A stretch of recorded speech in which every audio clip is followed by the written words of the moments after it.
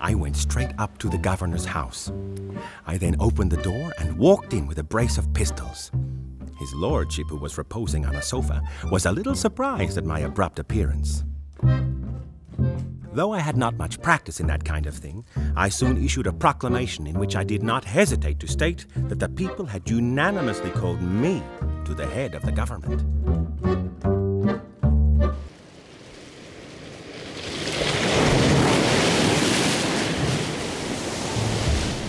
I observed a signal of distress flying at the masthead of the Margaret and Anne. I bore down on her and was told that the cabin was full of smoke.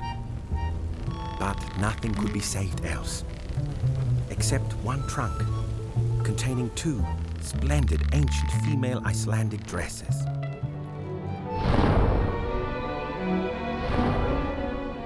On my return to Copenhagen, I found my native city bombarded by the English. The rage ran so high against the English that it would have been more than my life was worth to have refused to have served in some capacity or other. I was particularly unfortunate in my people. The steward, being coward, got intoxicated himself and sent out large quantities of spirits to the seamen unknown to me.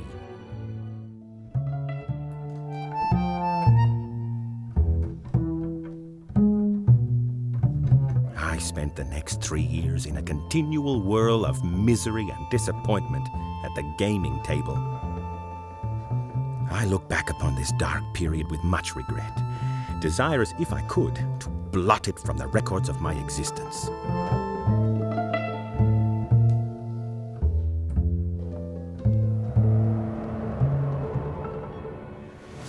We arrived in the Storm Bay Passage and sailed up the river with a fair wind. I, who had 24 years previously visited the place, when no white inhabitants occupied a single spot in Van Diemen's Land, when all around was wilderness, felt myself strongly moved. When we reached the harbor, my astonishment was very great. The amazing transformation before me, on that site where Hobart Town now made so beautiful an appearance. I could scarcely refrain from weeping over my present helpless condition and forlorn hopes.